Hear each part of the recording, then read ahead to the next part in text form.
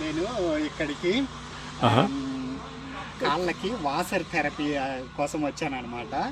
ఇప్పుడు ఫస్ట్ మనము ఇక్కడ కాళ్ళు కడుక్కోవాలి. ఇది వస్తే నీళ్ళు వస్తాయి. కాళ్ళని శుభ్రంగా వాష్ చేసుకోవాలి. శుభ్రంగా వాష్ చేసుకొని అది అయిపోతుంది. ఈ వాసర్ థెరపీ ఈ తొట్టిలోకి దిగాలన్నమాట.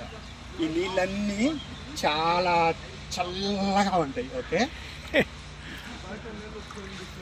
దిగిన తర్వాత ఒక కొంగలాగా పోవాలన్నమాట, చిన్నగా. ఓకే, కొంగలాగా పోవాలి. ఇది పట్టుకొని ఒకవేళ మళ్ళీ ఎక్కువ